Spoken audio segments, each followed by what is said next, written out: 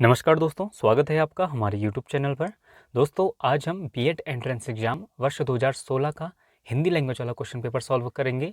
देखिए, आज हम शुरू के 50 क्वेश्चन सॉल्व करेंगे। इसके बाद 51 से लेकर 100 तक के जो क्वेश्चन होंगे हम उससे अगली वीडियो में सॉल्व करेंगे। ठीक है, अगर एक साथ करते हैं सॉल्व तो वो वीडियो बहुत लेंथी हो जाती है। तो चलिए दोस्तों, आज की वीडियो शुरू करते हैं। देखिए, 1 से लेकर 5 तक के जो प्रश्न हैं इसमें आपको मुहावरों का अर्थ बताना है। ठीक है, इसमें पहला क्वेश्चन है घी के चिराग जलाना, जिसका अर्थ होगा ऑप्शन डी खुशियां मनाना। ठीक है, अगला क्वेश्चन है 9 2 11 होना, तो इसका आंसर होगा ऑप्शन बी भाग जाना। अगला क्वेश्चन है पाँव भारी होना, जिसका अर्थ होता है ऑप्शन सी गर्भवती होना। अगला क्वेश्चन है लोहे के चने चबाना, जिसका अर्थ होता है ऑप्शन ए अत्यंत कठिन काम करना।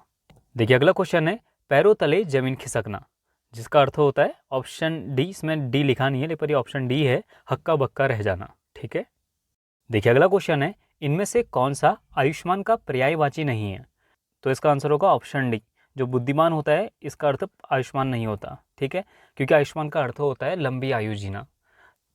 अगला क्वेश्चन है निम्नलिखित में से शुद्ध वर्तनी नहीं है, तो इसका आंसर होगा ऑप्शन सी पुण्य। देखिए, मैंने पिछली वीडियो में आपको बताया था ये क्वेश्चन वहाँ भी पूछा गया था, तो आज फिर से 2019 में पूछा गया है। ठीक है, पुण्य किस प्रकार लिखते हैं? देखिए, पुण्य इस प्रकार लिखते हैं। ठीक है, देखिए अगला क्वेश्चन है निम्नलिखित में से शुद्ध वर्तनी है, तो इसका आंसर होगा ऑप्शन ए वांग्मय। ठीक है, अगला क्वेश्चन है सुरपति का अर्थ होता है, तो इसका आंसर होता है ऑप्शन सी इंद्र। देखिए, जो सुर होता है, सुर मतलब देवता होता है। ठीक है, और जो देवताओं के राजा वो कौन थे? इंद्र। कौन है? अभी भी होंगे वैसे। अगला क्वेश्चन है चतुरानन शब्द का अर्थ नहीं है, तो इसका आंसर होगा ऑप्शन डी चालाक। देखिए, चतुरानन मतलब जिसके 4 सर हो, तो प्रजापति, ये मैंने आपको पिछली वीडियो में बताया था, ये ब्रह्मा का पर्यायवाची होता है और ब्रह्मा यहाँ दिया ही हुआ है, और विधाता। देखिए, अगला क्वेश्चन है यथा स्थान में समास है, तो इसका आंसर होगा अव्ययी भाव समास। ठीक है, ऑप्शन ए। अगला क्वेश्चन है निम्नलिखित में से कौन सा विदेशी शब्द नहीं है, तो इसका आंसर होगा ऑप्शन सी अभिजात। ठीक है, अगला क्वेश्चन है गणिका का पर्यायवाची है, तो इसका आंसर होगा ऑप्शन बी वैश्या। ठीक है, देखिए अगला क्वेश्चन है भवितव्यता का पर्यायवाची है, तो इसका आंसर होगा ऑप्शन ए नियति। देखिए, अगला क्वेश्चन है यामिनी का पर्यायवाची है। देखिए, ये क्वेश्चन पिछले पेपर में पूछा गया था। ठीक है, तो ये 2019 में फिर से पूछा गया था।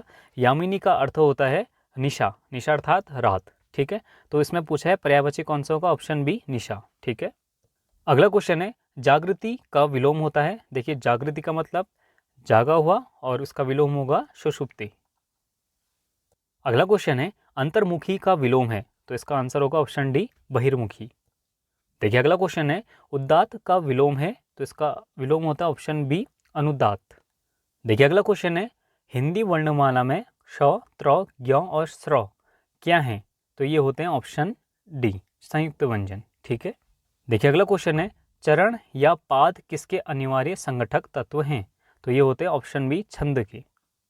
देखिए, 21 से लेकर 25 तक के क्वेश्चन में आपको वर्तनी दी गई है और आपको सही वर्तनी का चयन करना है। ठीक है, सही स्पेलिंग का आपको चयन करना है। देखिए, इसमें पहला क्वेश्चन है अंतर्विरोध किस प्रकार लिखा जाता है, तो इसका आंसर होगा ऑप्शन सी। ठीक है, देखिए क्वेश्चन अगला पहले भी पूछा गया था प्रतिनिधान किस प्रकार लिखा जाता है, तो इसका आंसर होगा ऑप्शन ए। देखिए, प्रतिनिधान मतलब प्रतिनिधि मंडल। अगला क्वेश्चन है प्रागैतिहासिक किस प्रकार लिखा जाता है, तो इसका आंसर होगा ऑप्शन डी इस प्रकार। ठीक है, अगला क्वेश्चन है आशीर्वाद किस प्रकार लिखा जाता है, तो इसका आंसर होगा ऑप्शन सी। अगला क्वेश्चन है अतिक्रमण किस प्रकार लिखा जाता है, तो इसका आंसर होगा ऑप्शन बी। ठीक है, देखिए जो अगला क्वेश्चन है ये प्रीवियस ईयर पेपर में पूछ लिया गया है। ठीक है, और ये क्वेश्चन रिपीट हुआ है, हो सकता है कि इस बार दोबारा पूछ लिया जाएगा, अलग रूप में भी पूछा जा सकता है। देखिए, इसमें ये कह रहा है कि मुख्यार्थ में बाधा उपस्थित होने पर रूढ़ि या प्रयोजन के कारण शब्द के जिस शक्ति के द्वारा मुख्यार्थ से संबंध रखने वाले अन्य अर्थ का बोध हो उसे कहते हैं। ये मैंने आपको पिछली वीडियो में अच्छे से बताया था, जिसका अर्थ होता है लक्षण गुण। ठीक है, मतलब कि आप कह तो कुछ और रहे हैं लेकिन उसका अर्थ कुछ और ही है। ठीक है, तो इसका आंसर होगा ऑप्शन बी लक्षण गुण। अगला क्वेश्चन है पंकज शब्द है, तो ये होता है ऑप्शन सी। ठीक है, देखिए पंकज का मतलब होता है कीचड़ में पैदा हुआ, लेकिन हम उसको इस अर्थ में नहीं लेते हैं, हम इसका अर्थ किस रूप में लेते हैं? कमल के रूप में। ठीक है, तो इसे कहते हैं योग रूढ़। देखिए अगला क्वेश्चन है, ये क्वेश्चन भी रिपीट हुआ क्वेश्चन है वर्ण वृत्त में प्रत्येक गण में कितने अक्षर होते हैं? तो ये होते हैं ऑप्शन सी 3 अक्षर। ठीक है। अगला क्वेश्चन है चौपाई छंद के प्रत्येक चरण में मात्राएं होती हैं, तो ये होती हैं ऑप्शन डी 16 मात्राएं। ये क्वेश्चन भी पहले पूछा गया है, मैंने इसको अच्छे से आपको एलोब्रेट किया था। अगला क्वेश्चन है अनुप्रास अलंकार है, तो ये होता है शब्द अलंकार। ठीक है। और इसके अलावा शब्द अलंकार कौन कौन से होते हैं? एक होता है अनुप्रास, यमक और श्लेष अलंकार। बाकी अन्य अलंकार अर्थ अलंकार के भेद होते हैं। ठीक है। देखिए अगले 5 क्वेश्चन में आपको वाक्यांश के लिए एक शब्द का चयन करना है। ठीक है।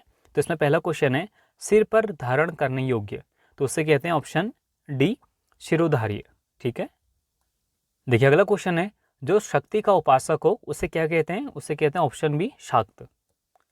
अगला क्वेश्चन है जिसके पार न दिखाई देता हो, तो उसे कहते हैं ऑप्शन डी अपारदर्शक। अगला क्वेश्चन है जो किए हुए उपकारों को मानता हो उसे कहते हैं ऑप्शन सी कृतज्ञ, और जो ना मानता हो उसे कहते हैं कृतघ्न। अगला क्वेश्चन है ईश्वर की सत्ता में विश्वास न करने वाला, तो उसे कहते हैं ऑप्शन सी नास्तिक। अगला क्वेश्चन है अवधि का संबंध है, तो यह है ऑप्शन बी पूर्वी हिंदी से। ठीक है। अगला क्वेश्चन है तत्सम शब्द का चयन कीजिए। देखिए तत्सम शब्द मतलब ऐसे संस्कृत के शब्द जिनका हम हिंदी में यूज करते हैं, तो इसमें कौन सा तत्सम शब्द है? ऑप्शन ए धर्म। देखिए अगला क्वेश्चन है तद्भव शब्द का चयन कीजिए। देखिए तद्भव शब्द ऐसे शब्द होते हैं जिनका ओरिजिन तो संस्कृत भाषा से होता है, लेकिन इनका रूप परिवर्तन होकर ये हिंदी भाषा में प्रयोग किए जाते हैं। जैसे अग्नि एक संस्कृत शब्द है, लेकिन हम हिंदी में आग भी यूज करते हैं। जो आग है वो एक तद्भव शब्द है। ठीक है। तो यहाँ इसका आंसर होगा ऑप्शन सी खीर। ठीक है। देखिए जो खीर का संस्कृत शब्द था पहले वो था क्षीर। ठीक है। अगला क्वेश्चन है उच्चारण स्थान के आधार पर त, थ, द और ध व्यंजन हैं, तो ये हैं ऑप्शन बी दंत्य व्यंजन। जो दांतों के मूल से बोले जाते हैं उन्हें दंत्य व्यंजन कहते हैं। ठीक है। और यहाँ तालव्य व्यंजन कौन से होंगे? जो तालु से बोले जाते हैं, मतलब जी हमारे मुंह के ऊपरी वाले भाग से। जैसे चौ वर्ग है, तो जैसे चौ, छ, ज, झ, ये सब क्या हैं? ये हैं तालव्य व्यंजन। ठीक है। और इसमें एक दिया है मूर्धन्य व्यंजन, जैसे ट, ठ, ड, ढ, ये सब क्या हैं? मूर्धन्य व्यंजन के उदाहरण हैं। ठीक है। और ओष्ठ दिया है, ओष्ठ व्यंजन के उदाहरण कौन से होंगे? जैसे प, फ, ब, भ और म। ठीक है। अगला क्वेश्चन है धोबी का स्त्रीलिंग है, तो इसका आंसर होगा ऑप्शन डी धोबिन। अगला क्वेश्चन है निरर्थक शब्द में प्रयुक्त उपसर्ग है, तो निरर्थक में कौन सा उपसर्ग है? ये पहले भी आया है क्वेश्चन, ऑप्शन बी निर। अगला क्वेश्चन है यद्यपि में प्रयुक्त संधि है। देखिए अगर इसका संधि विच्छेद करें तो क्या बनेगा? यदि धन अपि, तो इसमें कौन सी संधि होगी? ऑप्शन सी यण संधि। ठीक है। अगला क्वेश्चन है गायक शब्द का संधि विच्छेद है, तो इसका संधि विच्छेद क्या होगा? ऑप्शन सी गै धन अक, और इसमें कौन सी संधि होगी? अयादि संधि। ठीक है। अगला क्वेश्चन है हिंदी में कारकों की संख्या कितनी होती है? ये क्वेश्चन हर बार पूछा जाता है, इस बार भी शायद पूछ लिया जाए, तो इन्हें याद कर लीजिएगा। ठीक है। Option D 8। अगला क्वेश्चन है वाक्य को पढ़ते अथवा बोलते समय बहुत थोड़ा रुकने के लिए किस चिन्ह का प्रयोग किया जाता है? तो ये किया जाता है अल्प विराम के लिए। अगला क्वेश्चन है दो निकटवर्ती वर्णों के परस्पर मेल से जो विकार उत्पन्न होता है उसे क्या कहते हैं? तो उसे कहते हैं ऑप्शन डी संधि। देखिए अगला क्वेश्चन है यशोगान शब्द की रचना हुई है, तो ये हुई है ऑप्शन सी विसर्ग संधि से। ठीक है। अगर हम यशोगान को मगर तोड़ूं तो क्या बनेगा?